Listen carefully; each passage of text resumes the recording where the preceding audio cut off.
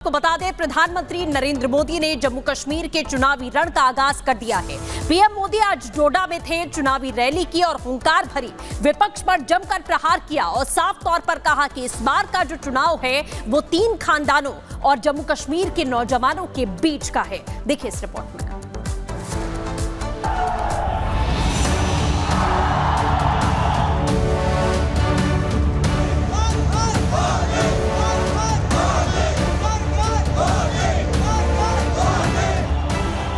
मोदी ने आज जम्मू कश्मीर के डोडा में चुनावी रैली को संबोधित कर बीजेपी के लिए प्रचार अभियान का बिगुल फूंक दिया।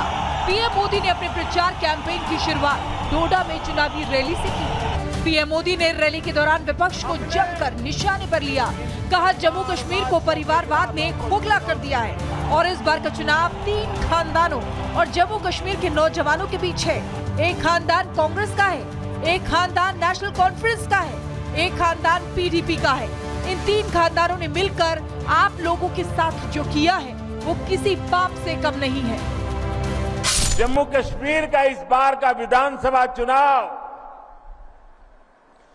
3 खानदानों और जम्मू कश्मीर के नौजवानों के बीच में है। एक तरफ 3 खानदान है और दूसरी तरफ सपने लेकर के निकल पड़े जम्मू कश्मीर के मेरे नौजवान बेटे बेटियां हैं। ये 3 खानदान, एक खानदान कांग्रेस का है, एक खानदान नेशनल कॉन्फ्रेंस का है, एक खानदान पीडीपी का है।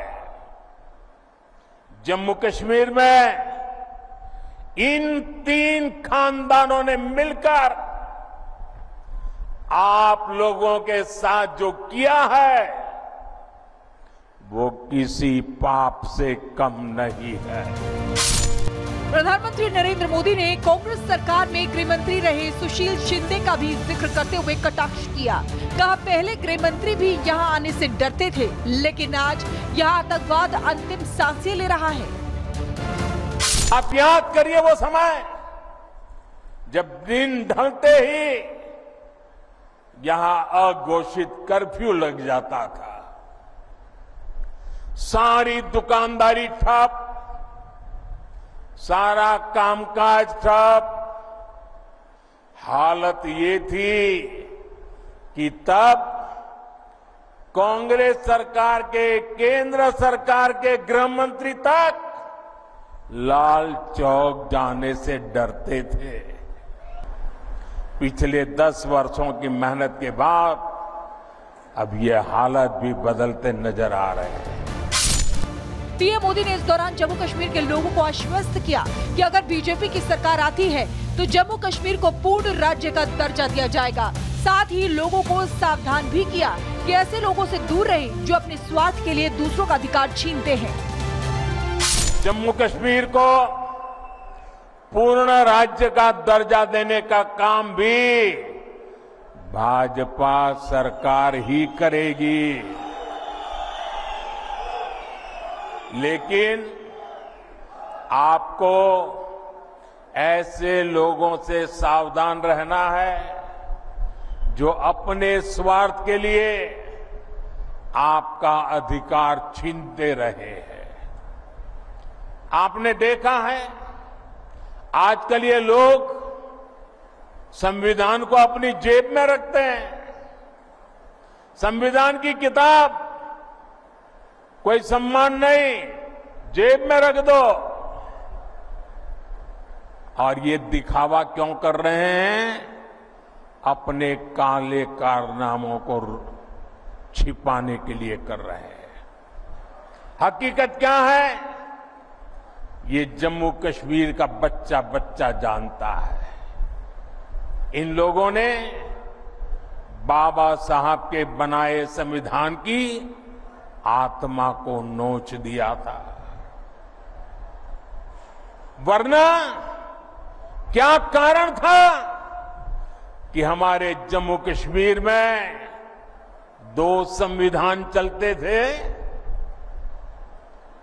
क्यों जम्मू कश्मीर के लोगों को वो हक नहीं मिलता था जो बाकी देश में मिलता था? जम्मू कश्मीर में होने वाले विधानसभा चुनाव को लेकर सभी दलों के नेता पूरे दमखम के साथ चुनाव प्रचार में जुट गए हैं। 18 सितंबर को पहले चरण में होने जा रहा मतदान ही इशारा कर देगा कि इस बार जम्मू कश्मीर की जनता के दिल में कौन है। Bureau report, Republic Bharat. तो प्रधानमंत्री नरेंद्र मोदी ने जम्मू कश्मीर में चुनावी कैंपेन का आगाज कर दिया है। हालांकि बीजेपी को अब प्रधानमंत्री नरेंद्र मोदी के इस दौरे से कितना फायदा होगा ये वक्त बताएगा, लेकिन इसी बीच आपको ये बता दें कि उधमपुर से सांसद और पीएमओ में राज्य मंत्री जितेंद्र सिंह ने बयान दिया है। दरअसल रिपब्लिक भारत से उन्होंने खास बातचीत की जिसमें उन्होंने ये कहा है कि प्रधानमंत्री नरेंद्र मोदी के जम्मू कश्मीर में आने से युवाओं में एक नई ऊर्जा जागी है। उन्होंने कहा कि एक नई आकांक्षा युवाओं के अंदर भरने का काम प्रधानमंत्री नरेंद्र मोदी ने युवाओं में किया है। क्या कुछ कहा है उन्होंने, आपको सुनवाते हैं। हमारे साथ बात करने के लिए केंद्रीय मंत्री डॉक्टर जितेंद्र सिंह आइए उन्हीं से बात करते हैं, जानते हैं क्या कुछ होंगे। प्रधानमंत्री ने आज जिस तरीके से डोडा से चुनावी संकनाद किया और 3 परिवार पर निशाना साधा और कहा कि युवाओं को लेकर उन्होंने कुछ नहीं किया, अपने लिए सब कुछ किया। नीचे मुझे लगता है कि जिस प्रकार से प्रधानमंत्री ने यहाँ पर युवाओं में एक आकांक्षा जगाई है,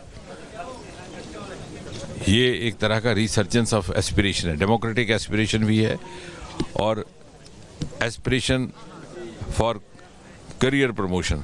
क्योंकि पहले ये क्षेत्र पिछड़ा हुआ था।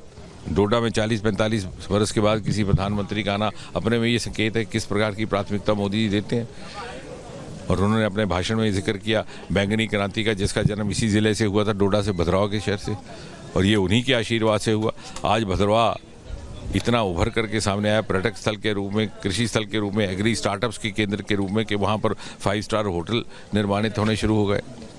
आज यहाँ केंद्र की राशि से मेडिकल कॉलेज निर्माणित हुआ। ये सब गत 10 वर्षों में हुआ और यही अब लोगों में समझ में आने लगी कि मोदी जी के होते पिछले 10 वर्षों में जिस तरह से अनेकों नए विकल्प, नए आयाम, नई अपॉर्चुनिटीज़ युवाओं को मिली हैं, उससे ये क्षेत्र वंचित रह गया और अब वो इसके लिए तैयार नहीं। वो मोदी जी के नेतृत्व की इस उभरते हुए भारत की भौगोलिक यात्रा का हिस्सा बनना चाहते हैं।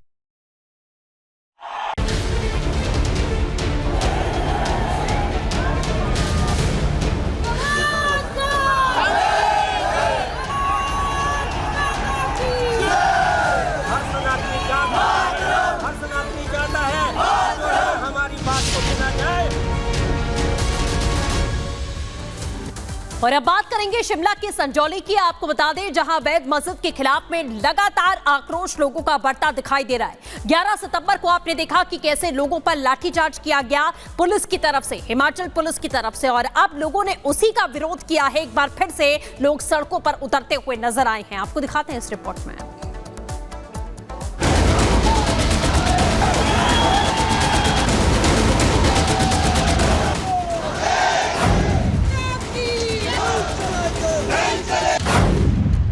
संजौली में मस्जिद पर घमासान, हिंदू संगठनों का शक्ति प्रदर्शन, लाठीचार्ज के विरोध में हिमाचल बंद। हिमाचल में हिंदू उग्र क्यों हुए? हिमाचल के संजौली में मस्जिद विवाद को लेकर तनाव बरकरार है। संजौली में हुए लाठीचार्ज के विरोध में आज फिर हिमाचल बंद है।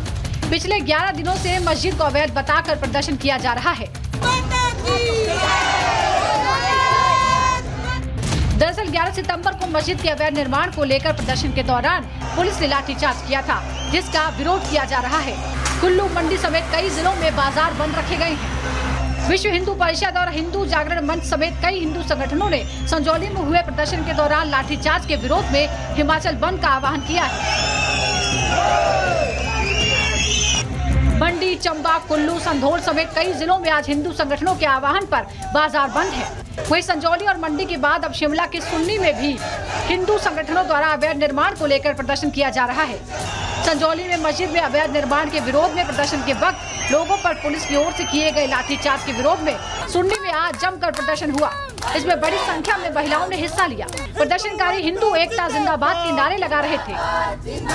हम सनातनी है और हम नहीं चाहते कि अगर ये मस्जिदों का निर्माण किया जा रहा है तो वैध है या अवैध है, इसकी पूरी जांच चाहते हैं। बाहर के लोगों की आवाजाही है और ये बंद हो, और यहाँ पर बाहर के लोगों का कोई आना जाना नहीं होना चाहिए और उसकी पुलिस वेरिफिकेशन हो। सुन्नी में विरोध प्रदर्शन के दौरान हनुमान चालीसा का पाठ किया गया और जमकर नारे लगाए गए। शिमला के सुन्नी में भी प्रोटेस्ट इस वक्त किया जा रहा है। कुछ तस्वीरें आपको दिखाएंगे। रिपब्लिक भारत की टीम इस वक्त शिमला से 50 किलोमीटर दूर सुन्नी में है, जहां पर लोगों ने जमकर नारेबाजी की, हनुमान चालीसा भी पढ़ी और लोगों का यह दावा है कि सुन्नी में भी अवैध मस्जिद यहां पर बनाई गई। कुछ तस्वीरें आपको दिखा रहे, महिलाएं भी है। हाथों में तख्तियां और लाठियां लिए प्रदर्शन कर रही महिलाओं का कहना है कि अवैध मस्जिद पर प्रशासन को कार्रवाई करनी चाहिए। प्रशासन अगर वक्त रहते कार्रवाई करता तो आज ये नौबत न आती। मस्जिद संजौली में अवैध बनी हुई है, उसके खिलाफ पूरे देश में प्रोटेस्ट निकाला जा रहा है ताकि जो अवैध मस्जिदें हैं उनके खिलाफ सरकार कार्रवाई करे। बाहर के लोगों का कोई आना जाना नहीं होना चाहिए और उसकी पुलिस वेरिफिकेशन हो। और यहाँ पर जैसे यहाँ पर कम आबादी होने के बावजूद बाहर के लोग ज्यादा आ रहे हैं, इसका जो है वेरिफिकेशन किया जाए जितने भी लोग हैं यहाँ पे आने वाले। हिमाचल में बंद के दौरान जमकर प्रदर्शन हो रहा है। शिमला के सुन्नी, बिलासपुर, हमीरपुर और सिरमौर जिले की पांवटा साहिब में हिंदू संगठनों ने आक्रोश रैली निकाली। Bureau report, Republic Bharat.